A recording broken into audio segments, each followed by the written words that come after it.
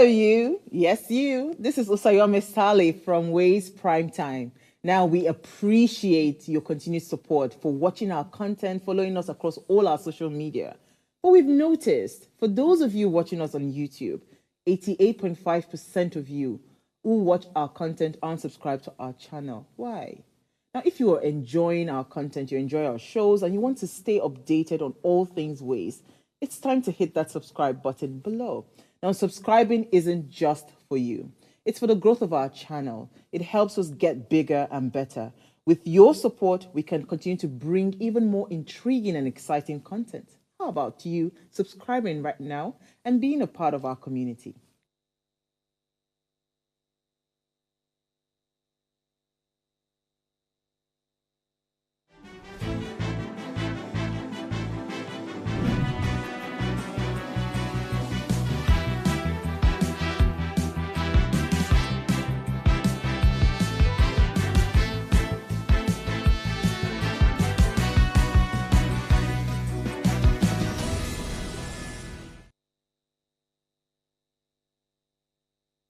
In a world where almost everyone is out for the financial success and profit, and most times never for the impact and benefit of the society, where do you stand?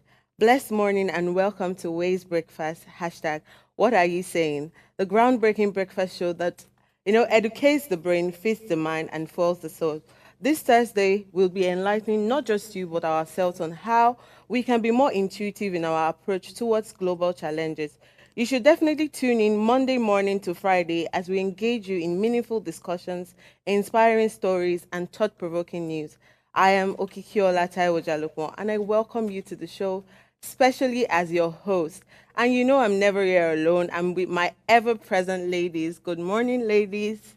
I'm so happy to see you guys this morning. Same here. So how have you been? How have you been? Oluchi, tell me. Been good. I've been sharp and very excited lately. Though a bit stressed, but like Mira, I've hacked how to be stressed and still look sharp. So it's a superpower You maintain steez. Exactly. Even while stressed. Composture. Okay. Mira, tell me. How am I? I noticed my morning was a bit dragging. I don't know, I feel like I'm in a different world where my morning is dragging than usual. But then I stand strong in Obio's voice. Yeah. She followed through. God's beauty, tell me, you're always with the motivational speech. I'm beautiful, actually. I feel As successful. always. I've been feeling successful for quite a time now. To be honest, so, I just yeah. love that line. You're feeling successful. It means See, success is actually I'm going to- I coming. think I'm people gonna should take take from that this. up. You Sharp. should feel successful Yeah. this morning. Every one of us should feel successful this morning. Bring Thank it you, on. God's beauty, for that. Thank you so much. Yes. So if you're yet to subscribe to our YouTube channel at Official Upgrade TV, click the subscribe button now, like, and share the link. Let's go on a break right now, and we will start off today's topic right after the headline across the board. Stay with.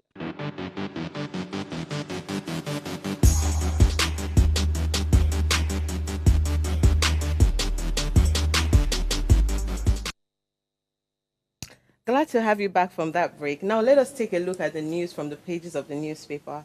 Today we have the Nigerian Tribune, the Punch, the Guardian, and the New York Times. But today it's going to be different. We're going to be starting with the New York Times. We want to go abroad before we come back to Nigeria. That's a So lot. please, God, beauty, Wow. do this for us. Wow. I feel put on the spot, but let's keep it moving. Yes. All right, New York Times newspaper, but the right side of the newspaper, we have Trump pretend ethic concern larger than 16, no promises of limit. But the left side of the newspaper doesn't skewed as Israeli hit northern Gaza. Honestly speaking, I'm tired of having to see Gaza whole story here. Like, when will this whole war end? Right, middle of the newspaper, a scientist who taught her daughter tenacity. That's just talking about Harris and how, with her mother's presence, she's able to, according to her, the fact that she's able to pull through, she has this big mindset of, oh, I can't. The fact that you already have the mindset of ruling a full country as the United States is, I feel like you have the power and all. So she just came out to say that. Most of the, the way she feels, the courage and all is somehow from her mother, right? Then bottom of the newspaper, we have in Brooklyn, humble touch of home for the long gone Dodgers. Next to that, which is the last headline on the newspaper, has last relics of the Giuliani's heyday join a court-ordered fire sale. So the one I want to touch on is the one that talks about the whole Trump issue, right? So it says before Donald Trump became president in 2017, he promised that his business wouldn't take advantage of his position. However, almost 8 years later, he's engaging in many new businesses deal without the ethical restrictions he has previously imposed on himself. That's the problem. When you put a particular law, ensure that it doesn't come back hurting you. I don't know why I feel but like there's I a should good news always on this call one, actually. the Trumparian in this our midst to always say something. But there's a good news to this, actually, because with his presence, right, let me read through it. And it says this year, Trump's company has made real estate deals in countries like Saudi Arabia and the UAE, that's the United Arab Emirates, right, which are important for the United States foreign relations. Do you see? So you see that, additionally, Trump has made his social media platform publicly traded, allowing foreign investors to buy shares, and he started a cryptocurrency venture that could be regulated by federal officials. I remember having a conversation with someone about, oh, what do you think would be the president and all? And he's like, oh, he's not more concerned about who will be there. But for him, he just wants a Trump because he feels that he's a crypto trader as well. So he feels like this with Trump there, this whole cryptocurrency business would actually gain more. Exactly. So I feel like that's why people want to, be there. Before he became president, like the first time, right, he felt like there was no need you bringing your own business. It's just like the way we keep clamoring, or the way we keep, fighting about the fact that we don't know exactly what money our presidents and the rest of them are spending. But when he wanted to the first time that he was the president of the United States, it felt like there's no need of him bringing his business into the whole position and all. So if you want to serve for, the time you're there, and once you're done, then you can continue with your business. But right now he sees that his business too is even something that would actually help the country. For the fact that he already had estate deals with the like of Saudi Arabia, the UAE, and the fact that he has already ventured into this cryptocurrency business, I feel like it's going to help the country. Business? Good question. Who knows if it's not shady business? Oluchi, please take us through the newspaper. All right, well, coming this way, right? That's Yes. good. Let's see what we have for the Punch. The Punch has some interesting stories, more like a follow-up from what we had yesterday. Okay. Still on the petrol rising cost, marketers write Dangote over bulk purchase deal. Ipman, Petron, Refineries, 500 million PMS reserves, queues in Abuja after NNPCL's price hike. Police arrest 1,246 arms dealers, kidnappers, recover 3,172 ammunition in October. Bianca Ojukwu and other ministers set for swearing in after Senate confirmation. Commuters demand quick repair of damaged Lagos Bridge. Food inflation, 7 imported wheat vessels arrive Nigeria. And above the major headline, we see the details on the Ondo governorship polls. PDP APC trade blame over campaign violence. SDP updates as dip. Governor's candidate defects to APC. Tinubu appoints Oluyede acting COAS as Lagbaja undergoes treatment. Striking varsity workers vow showdown as federal government reviews talks. Fubara appeals, as court stops Rivers allocation. And I'll just give a follow-up, like I said, on the whole fuel story. Yesterday, we saw the details in the Punch that mentioned that Dangote is it cry for help now? Mentioning that marketers were not importing from him. Now, the marketers have responded. They said they've written a letter to the Dangote refinery expressing their willingness to buy refined petroleum, and they disclosed this on Wednesday. Dangote faulted the continued importation of petrol by oil marketers and the NNPCL, despite the fact that the commodity was being produced by his refinery. So there's a statement he made when he was summoned by President Bola Tinubu alongside the Minister of Finance. He said, I have a refinery. I'm not in the business of retail. If I'm in the business of retail, then you can hold me responsible. But what I'm saying is that the retailers should please come forward and pick. If they don't come forward and pick, what do you want me to do? So I'm either expecting the NNPCL of the marketers or the marketers to stop importing. They should come and pick because we have what they need. And as they move, I will be pumping, Dangote stated after the meeting with President He doesn't want to pump in Abuja. vain. But I think you should also talk about this whole arms dealers and the fact that they arrest. Do you know what it means to have 3,000 plus ammunitions with one set of people in one state? Not to talk about the whole 36 states of Nigeria. And then you know that in recent stories they are catching women with guns and this, they're catching children, they're catching men, so many cases like that. I think we should all be very careful, because you see now on the streets of Lagos especially, somebody is walking funny next to you, you're either increasing your pace or you're trying to slow down, let the person go forward. So it's already giving that everybody has to be suspicious kind of mode because of this kind of news. But I think we should just be careful, and then try to avoid any area or places that you think that are very dangerous and would also put us in this kind of but you know, maybe how careful can you actually be with stuff That's like the this? thing. I mean, your carefulness is just one thing, but then the security of your nation is another thing that we should heavily bank on. while the Period. security is not securing. I mean, let's be careful. You go to Let's be Almighty careful. God. Yes. He's In the gonna shady secure you. world, apart from drug cartel and drug business, the sales of ammunition is also one big business that moves. I mean, it moves, and they make use of ex-military officials or those top hooligans in the place. So it's not enough that you're being careful. Like they say, you cannot be smarter than the person that is actually monitoring you. So you can be smarter from your own end, but let's just say God will help us or protect us. Yes, let's take the next All right, moving straight to the Guardian newspaper as they're about to guide us into the new headlines. The major headline reads, new twist as Rivers stakeholders fault allocation suspension orders. This is for Bara versus Wiki face-off as CBN stops allocation to Rivers State. It is getting no funny at all. By the side corner of the Guardian newspaper, TCN restores power to North as IHRC says 1.5 trillion naira lost to blackout in the North. This is coming after the North experienced 8 days blackout, and according to Adela, we said they tried to go there, but they were almost attacked by bandits, so they ran back. But now they've restored power to the area. Away from that, NATT may join NASU and SANU strike over salary earners issues ultimatum. Tinubu appoints Oloyede as acting army chief. Tax reform bills, Udume Arawa group lock-ons as NGF traditional rulers meet. Energy cost jackpot syndrome will threaten survival of varsity system. Away from that, Governor Mo Ibrahim reports calls Nigerian law. Elected officials selfish, undermining citizens' welfare, Jega lament. Akpabio is saying again that, he said, Senate confirms Tinubu's 7 ministerial nominees. Then INEC blames non-trial offenders on outdated laws, among others. The last but one story which piqued my interest is on sexual harassment. Reps propose 14-year jail term for offenders. And the final story says, Obaseki Zamfara governor. Others advocate sustainability of projects.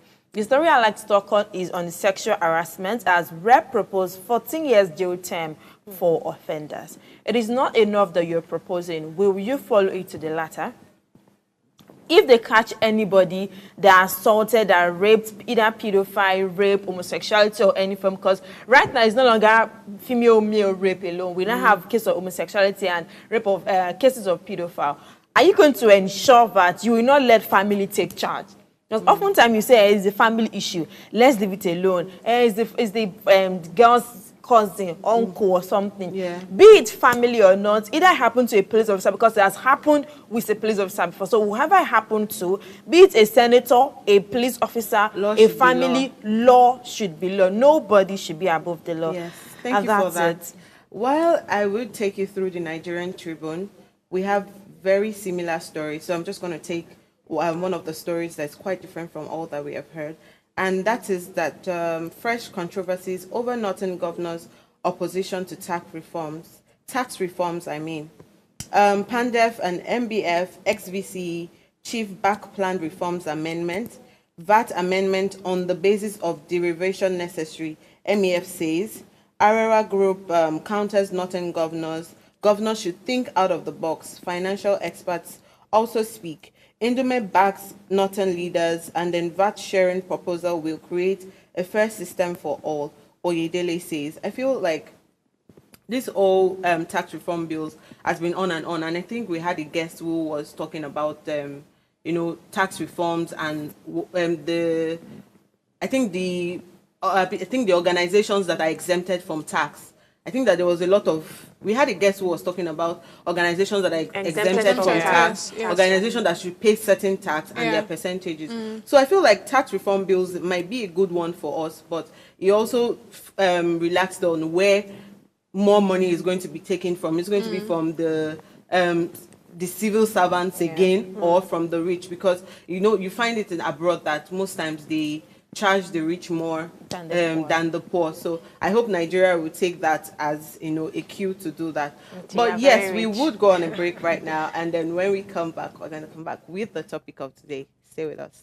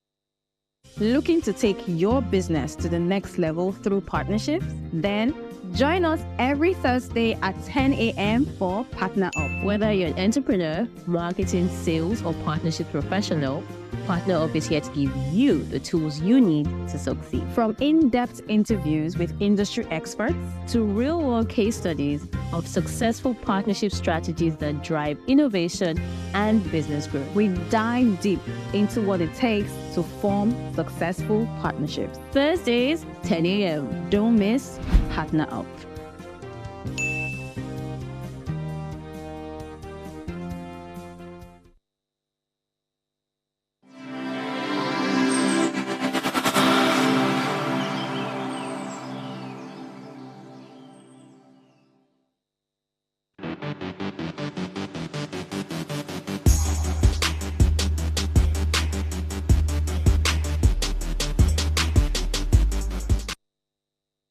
Welcome back to today's show. We're diving into a topic that's shaping the future of both business and our planet: social entrepreneurship. I don't know if many people have heard of this, but it's more than just creating profit. Social entrepreneurs are driven by a purpose to build solutions for pressing social issues, and environmental challenges, from renewable energy to education to health and beyond.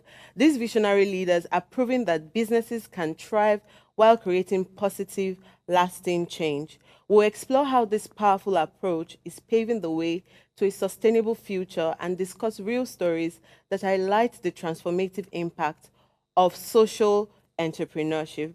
I would want to first start with what social entrepreneurship is. Social entrepreneurship is the practice of creating and managing a business venture that not only generates profits, but also seeks to address social, cultural, or environmental issues.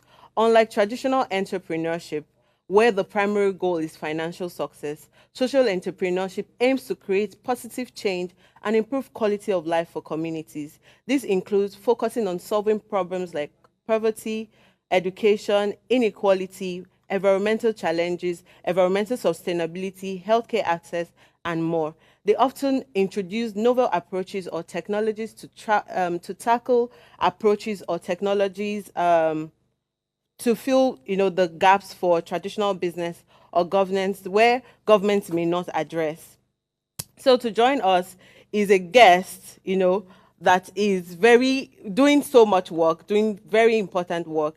And I would like to introduce, her as Dr. Christiana Olamide Iyola, widely known as Dr. Tiana. She's the driving force behind Dr. Tiana Foundation, an initiative focused on creating awareness around non-communicable diseases and expanding access to vital healthcare services in undeserved communities. Dr. Tiana is also the Chief Medical Director of the American hospitals. She seamlessly integrates her professional expertise with healthcare, driving positive change in healthcare and beyond. I think she should be on with us now. Glad to have you, Dr. Tiana. or Tiana, if I should be corrected. Good morning. Good morning. I hope I gave a very good description of how much good work you're doing. Yeah, thank you so much. Thank you. I hope you're having a great day. Yeah, so far so good. Well, thank you for joining us. I would first start with, why do you do what you do? I think I should first ask, why do you do what you do? And then we can go straight into asking the deeper questions. Okay. All right, thank you so much.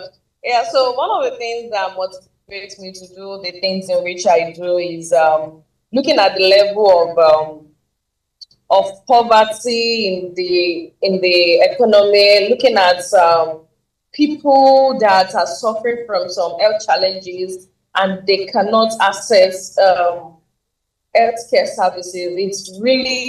It really saddens my heart seeing those people, and I just feel like, so what can I do? How can I be of help?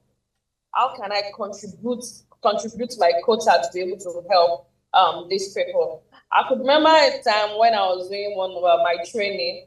I saw this 17-year-old guy.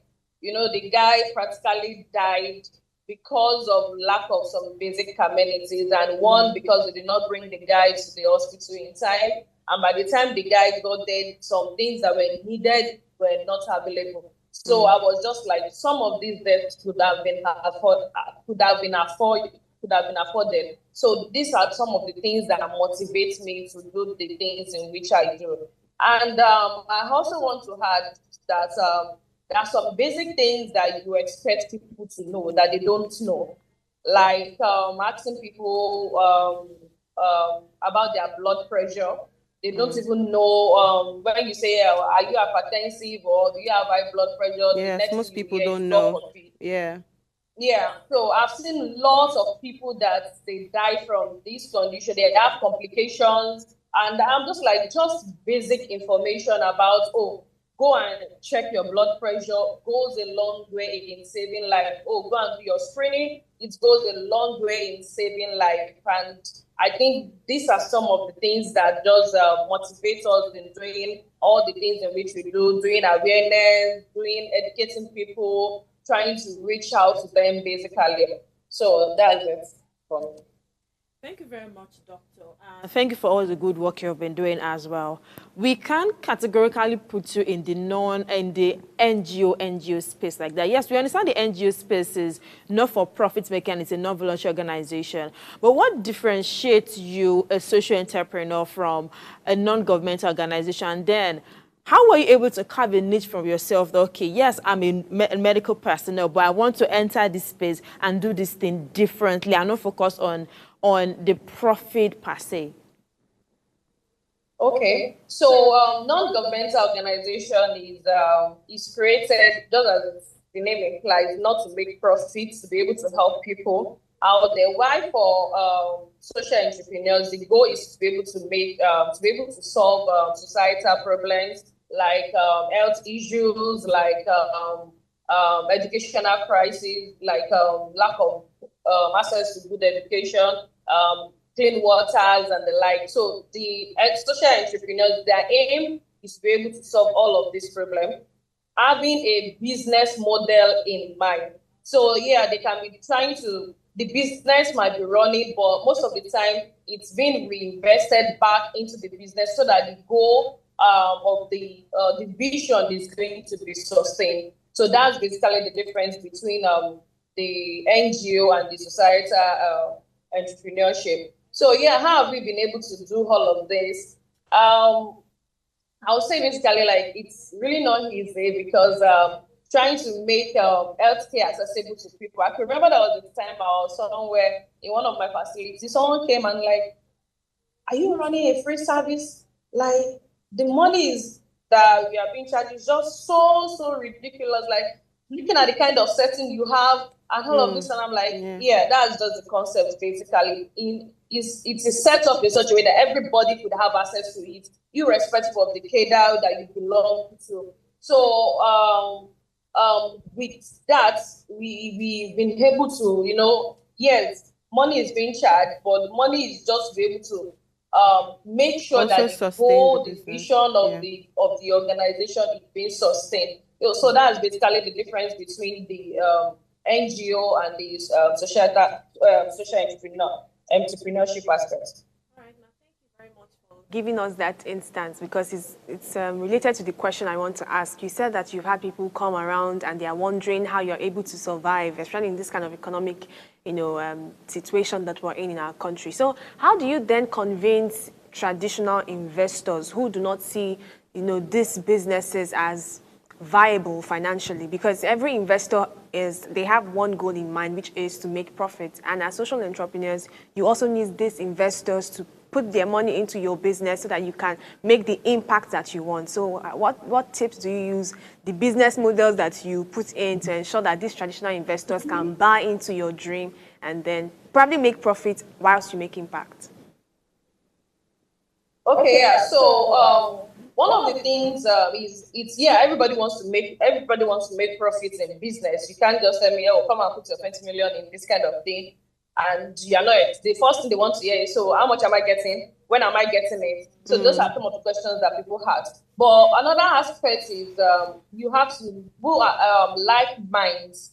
When you see people that they see the vision, they align with the vision. So it's very, very easy for people to be able to put their money in such kind of goal. For instance, now, let me say, while I was in medical school, there was an organization that was running. So whenever they come to me that, oh, okay, they need something, it's very, very easy for me to be able to put my money in it because I understand the vision, I understand what they want to achieve. So the same thing with such people. When you meet investors, they are people that basically invest. They are people that are of like minds. Maybe they buy into the vision that you are trying to achieve. Like, oh, okay, it's really not about the profit.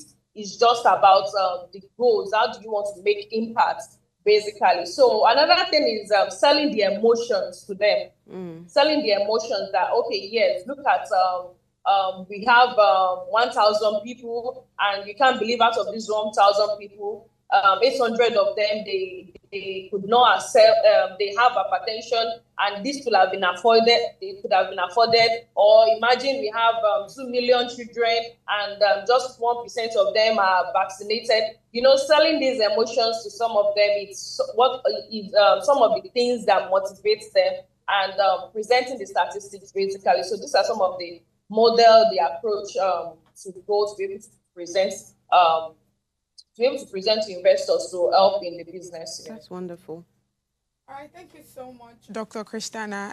All the things you've been saying are quite good. I'd want to ask, right, because, right from when Okiki asked you what exactly you do, you said you're here to ensure that people that don't have that enough, probably like amenities, or let's start with the health sector, for example. You made mention of someone that, I think a 17-year-old boy, you said, that died as a result of, before you get to the hospital, you have stories like, oh, we cannot take you, or we cannot admit you, or you have to bring in money before we take care of you, and all of that. So I would want to know that innovative strategies that you have put in place to ensure that you're taking care of people that don't have enough, you're taking care of the sick, you're taking care of the unemployed, and all of that. I want to know what innovative strategies you have in place already. Now, with all the things you stated, you're talking a bit about partnership, right? So who have we partnered with so far to ensure that, these issues, these social issues are well taken care of? Are we looking at the government? Are we looking at the private entities? So from the government angle now, what exactly do you want to put in place? Because I feel like there are a lot of things that, the government can help us with, but I'd like to hear you on all of these things I've asked so far. Okay, yeah, thank you very much for the question. So there is this community. Let me say, I think 2 years ago, I embarked on a project where there was this community within Lagos State that they don't have access to healthcare. It's like an island. For them to be able to even get access to healthcare, they have to cross the water to be able to get to the land. And when they get to the land, there is no guarantee that they are going to see a vehicle that will just convey them. So then I think I went to that community, and I think more than 5 years. And I was told that there was a woman that died. The woman has been expecting, has been looking for God, praying to God for children, eventually was blessed with twin. And the twin, they died in her because she could not access healthcare facility. So what are some of the things? I was really, really saddened because someone has been praying for to have a child for 12 years and eventually had it and could not bring that to term because of lack of healthcare facilities. So what are some of the things in which we did? In that community, one, we partnered with the royals, that's the chiefs, the Oba, to be able to tell them the importance of what we want to do. Because there are some of them that they believe that, oh, when I take the seawater, I'm okay, so we were able to partner with them to, one, educate them about the importance of their health need. Two, we had frequent outreaches there, like, oh, okay, so most times we go with different people, we partner with different people also to be able to make sure that, okay, yeah, we achieve this, and then we go there, give them free healthcare services, and just to be able to ensure that they have access to healthcare services all through. I discussed with the the royal family there, so we're able to have like a hospital. We have a hospital setting there, and whereby we had to pay stipend. Like, imagine you going to the hospital to pay 500 naira compared to one if you have to cross the ocean. The cost of transportation over the water is maybe like 3,000 naira before you get to the land, and when you get to the land, you just have to start looking for transport again to be able to get to the hospital. So you've been asked to pay like 500 naira for consultation to be able to access access care. It's something that goes a long way in helping them to have access to healthcare services. So yes, one, we're able to partner with the stakeholders in the community. Two, we're able to educate the people in the community about the importance of healthcare services. And yes, and the third one, we're able to give healthcare services at a subsidized rate for them to be able to have access to healthcare services. Yeah. Thank you very much. I like that you are giving realistic examples of the things that you have done and how to get on with it. I'm sort of inspired to actually create a social enterprise right now. But I also want to know the challenges that social entrepreneurs face in terms of funding, especially knowing fully well that it's not enough that they're even paying at a subsidized rate. If you look at the cost of drugs and all the things that are required to get them, functioning properly, you still see that there's still a lack somewhere. So how do you people, face, what are the challenges you people face, especially in terms of funding and scaling? Okay, yeah, so number one, yeah, there are lots of challenges. Sometimes it could be really, really tiring, and you're just like, well, I'm not even doing it. Like, it's just to be able to, it's just because of a goal, because you want to help the people in the community. I think one of the things in which we have been able to do to be able to cope these, one of the challenges, one, lack of personnel to go to remote areas. So what that was one of the challenges in which you've been having, especially in health sector. So you see, we have to be changing healthcare personnel very frequently because there are people that they don't want to go to the remote area. Everybody wants to be in the city where stuff are happening. There are even sometimes, like I think I employed someone in one of those remote areas. I was even paying her higher than the people in the community, in the city, just to be able to entice them. But after 6 months, this fellow left because, yeah, they really want to go to where stuff are happening. So that's one of the challenges in which we are having, lack of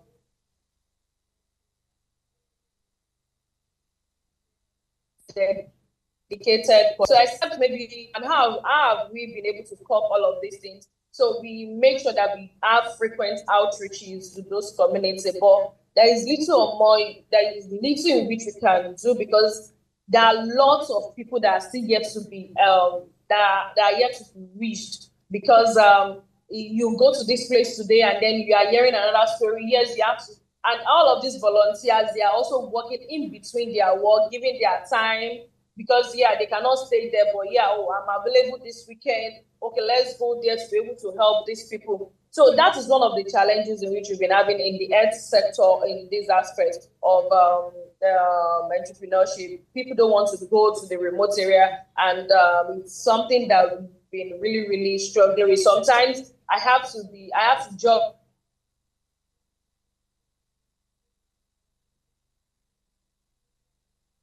between different communities, something that it's really not easy. So one of the things in which we want to do, we are trying. We hope the government to be able to come and make all these functioning. There was one community in which I went to. This community, they have the building, they have the facility, but there is no personnel in that community. So in a community where they don't have personnel, everything there was just rusted. I was angry in my spirit. I just wish that there could be personnel that could come to this community. So yes, if the government could entice them so that okay, let's go to this community and ensure that the people that are supposed to be at their duty post are really there, I think that will go a long way in helping to curb this. Another thing, another challenge in which another challenge is allowing people believing in what you want to give them, because these are people that they're already fixed to a particular mindset. Like me saying, okay, let me say that some people in the riverine area, they believe when they take the water, they are going to feel okay. And here you are seeing them with different rash, different things. So it takes a while for you to be able to ensure that they believe in what you and the message in which you are passing across. So yeah, this is some of the things in which there was a community that, they also have these people that sells drugs to them. So we went for outreach, and I think we stayed like 3 days there. So we were able to attend to people in the community. And the next time I went there, everybody was just like, from the entrance of the community, everybody was just coming. I was just like, what's happening? Am I safe? Should I go back? And then I went to meet the king, and it was like, everybody was just saying the drugs we brought were very effective. Everybody that were having pain, so everything they have been buying so far has been rubbish. So because of that, they were able to believe in what we want to give to them, and that made entering the community very, very easy. Another thing is that we've been able to do is to be able to not put ourselves as if we are above them. We try to make them see that yes, we understand what we are going through. We can relate to what we are going through, and we are here to help and not to be able to do otherwise. So we bring that format to them, interact with them. Sometimes you play with them, basically. So it makes bonding and make it easy for them to be able to accept us in those communities. So those are some of the challenges, acceptance in the community, and lack of personnel. And Dr. yes, Tiana, funding is also another Dr. issue. Tiana, sorry. I would want us to go on a break right now, and then when we come back, we want to dive into how government, policymakers, and individuals, what they can do to support social entrepreneurs like you. So when we come back, we're going to go straight into that. Thank you very much, Ma. Yeah. So we go on a break right now, and we'll be back with what the government can do and individuals for social entrepreneurs. Stay with us.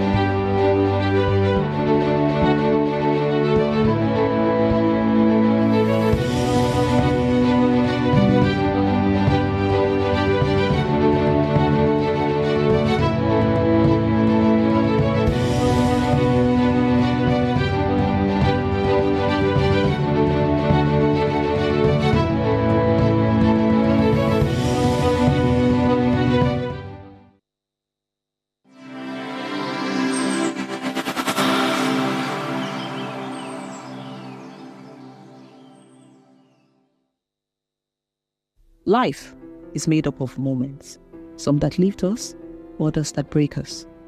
Welcome to Heartlines.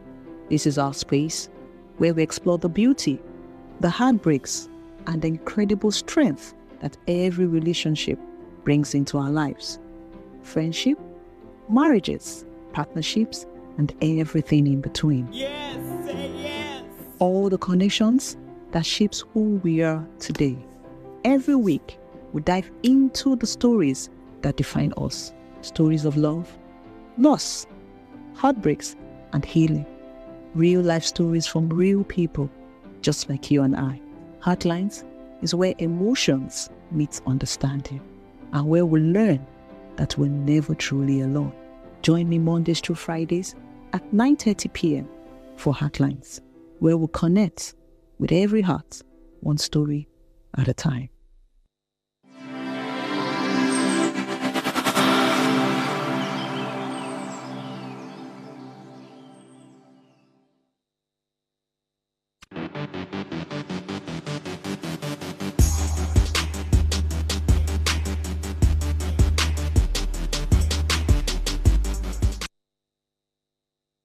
Welcome back. I hope you're enjoying the show and you're learning a lot from this.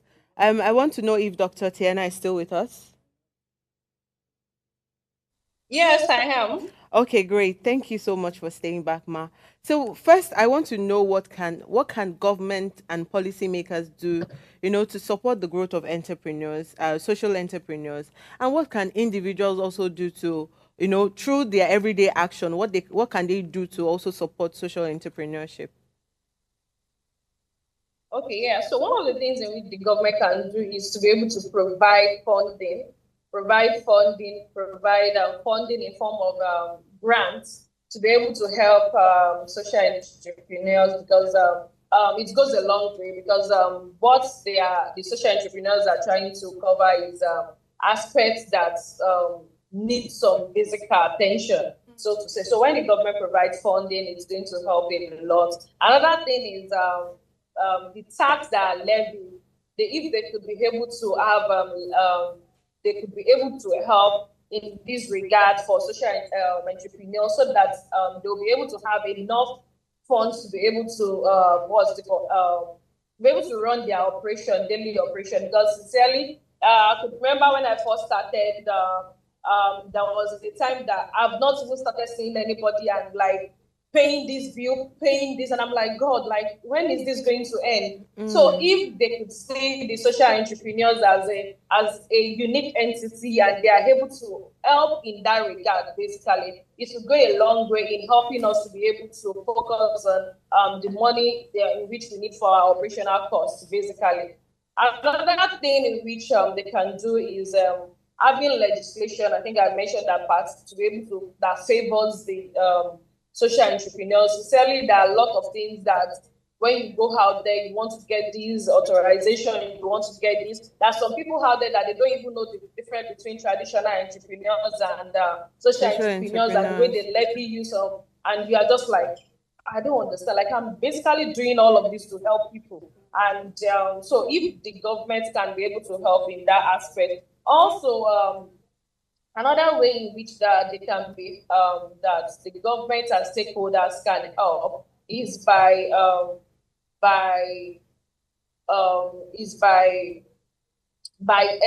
training people, ensuring that they have the capacity to be able to do all of these things. Like, what do I mean by training people? There are so many people that they basically don't know what is expected of them to do. And so when you train them, they know what to do, how to go about it. It makes life easier.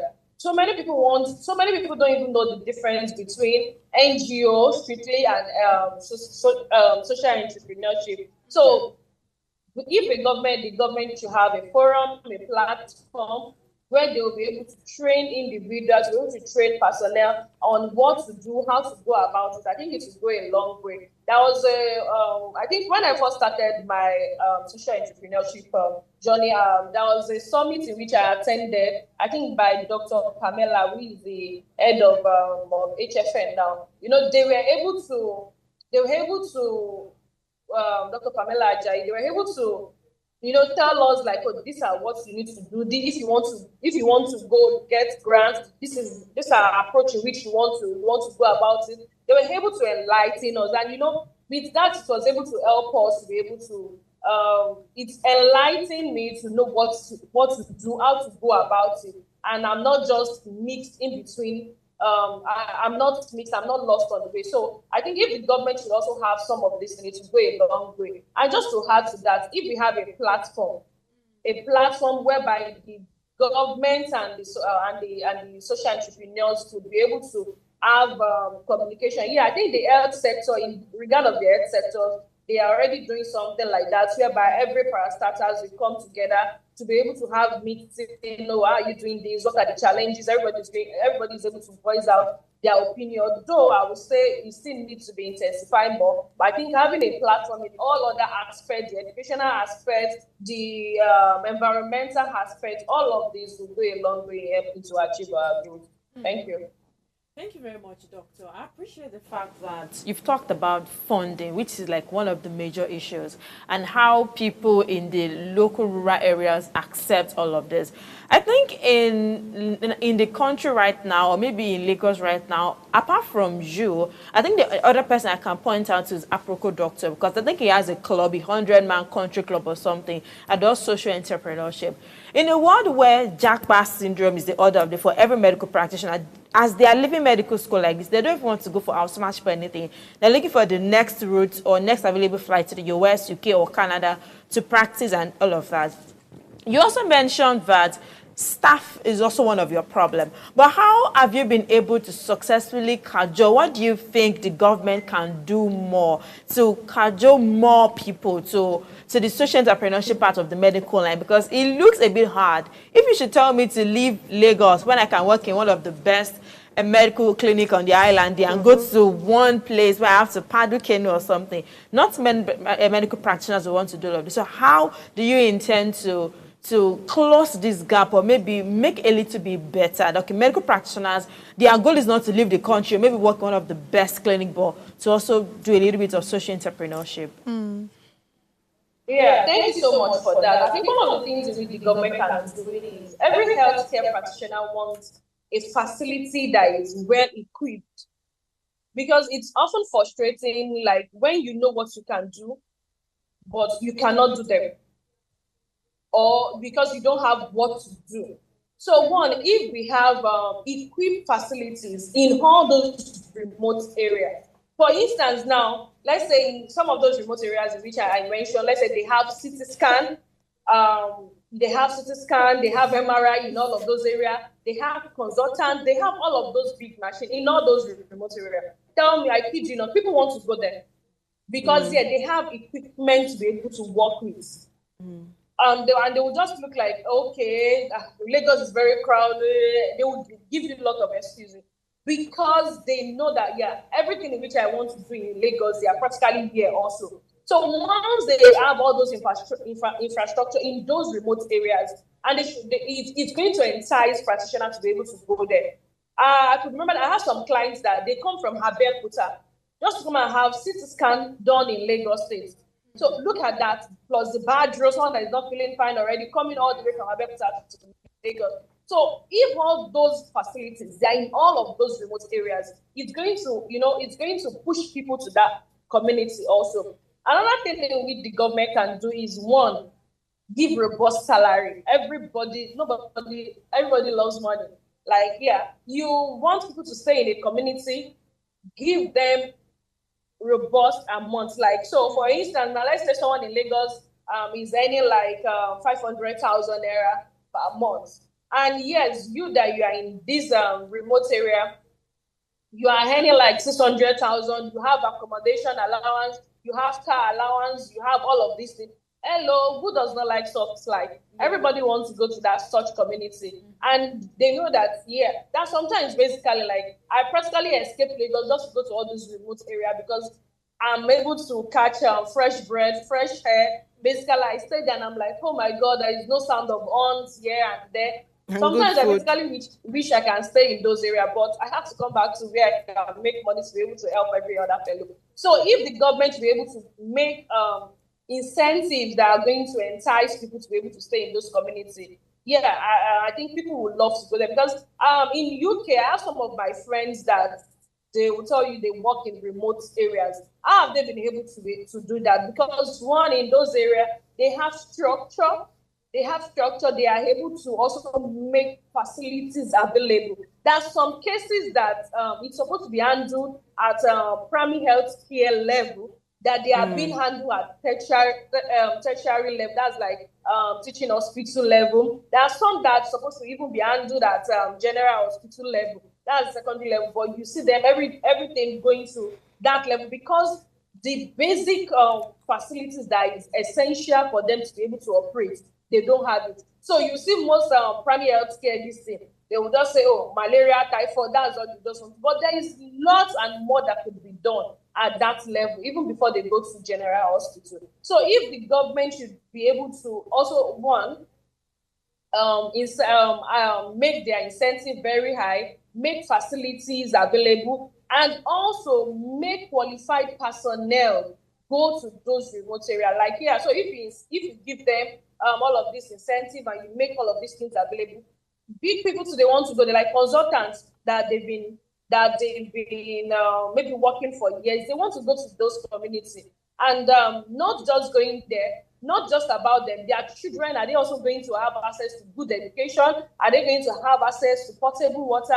All of those things are what people look into before they go to a community. So I feel if the government should put all of these things in place, yes, everybody wants a good life. Nobody wants to just be suffering. And so if they make all of these things available, I feel it's going to entice people to be able to stay back and also go to remote areas. All right, I have one question for you. You know, Okiki said that she's already inspired to know to maybe start our own social enterprise. And who knows, maybe some of us on this table are inspired as well. But I'd like you to give an advice to somebody that wants to probably start, you know, a social enterprise for impact. Do you think it's advisable that they also juggle alongside other traditional enterprise? I mean, for cases where they have not, you know, gotten good grounds with getting investors and getting external, you know, financial resources. Do you think it's possible to juggle both of them together? That is, I have my own traditional enterprise that I'm doing, a normal business or something, and then I also set out time to focus on my social enterprise. Can it work? And can you share or answer this question based on your own experience? So, Doctor, I'm so sorry, God's beauty. Doctor, before you answer a question, and I would like to please use that as your closing statement for today. But before you answer that, I would also want to know, as an investor, if I put 20 million naira in a remote area without security, I have bought CT scans and all of those things, and overnight somebody raids all those equipments and goes to sell it, or it just disappears in thin air. I don't know if you have ever had that kind of situation before, but in that case, if I'm the investor and I'm asking you that question, what answer would you give me? Okay, yeah. Thank you. So one of the things to answer the first question, what are the things in which how can I advise someone to jump between traditional and social entrepreneurship? Yeah, I think that's basically some of the things in which I do, because I think I started as traditional to be able to work basically, and then once I get money, that's what we are able to use to finance the social entrepreneur, because you are basically doing it without expecting profits from it, and you are doing it to be able to make impact in the lives of people. So I could say yes, it's possible and it's achievable. You just have to be able to know how to be able to draw the thin line between both, because it's something that I think I'm wearing the hat both on the traditional aspect and the societal aspect. So I think it's possible, but you just have to know when to be able to draw the line. Because sometimes, actually, when some people come to the hospital and then they are just like, it's basically like I'm giving everything free. But this is business. And, you know, sometimes it makes you look as if, okay, some people who actually wants to take advantage of that. So I think it's best for you to be able to know that, okay, yes, this is when I'm doing business, and this is when I'm doing what's it called, free services for people, for to be able to impact people. You should be able to draw the thin line. I think it's achievable. It is achievable, and it is also essential for anyone that is going into that aspect to have mentors. To have mentors, the role of mentorship cannot be overemphasized. You need people to be able to guide you along the road that, okay, this is the time for you to be able to have a break in this aspect. This is when for you to go to this aspect. These are some of the things in which you need to do, basically. So it will help you in that aspect. The role of mentorship cannot be overemphasized. And to the second question, that can you please remind me? I forgot the second question. That was As an investor, how safe is my investment? Okay, basically? yeah, yes. So number one, you have to be able to know that this is a social enterprise. It's not something, the profit margin will not be like that of a traditional entrepreneurship, whereby yes, you are expecting huge amounts of money.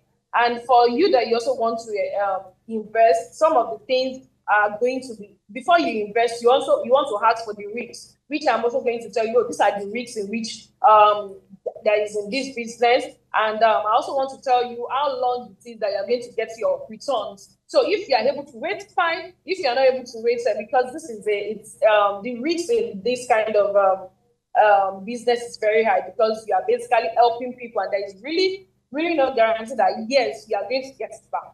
So, but you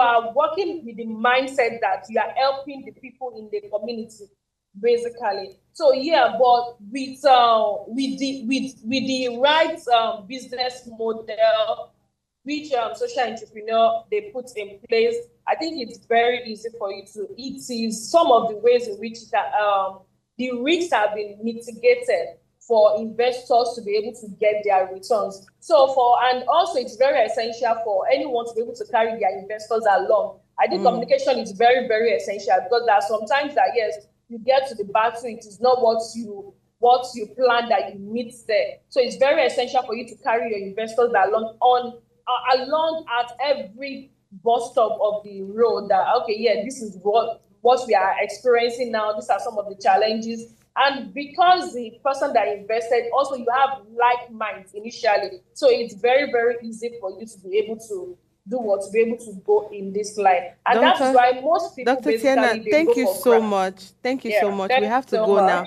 And I want to thank you for, joining us and giving us such an insightful, conversation about what social entrepreneurship is about and how you could join.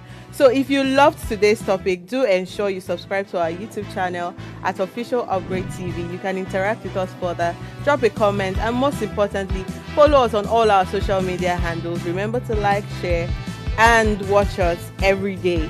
Have a wonderful day. Bye for now.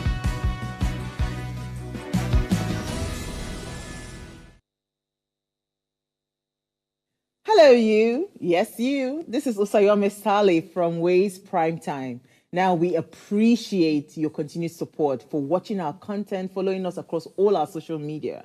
But we've noticed, for those of you watching us on YouTube, 88.5% of you who watch our content aren't subscribed to our channel. Why? Now, if you are enjoying our content, you enjoy our shows, and you want to stay updated on all things Ways, it's time to hit that subscribe button below. Now, subscribing isn't just for you. It's for the growth of our channel. It helps us get bigger and better. With your support, we can continue to bring even more intriguing and exciting content. How about you subscribing right now and being a part of our community?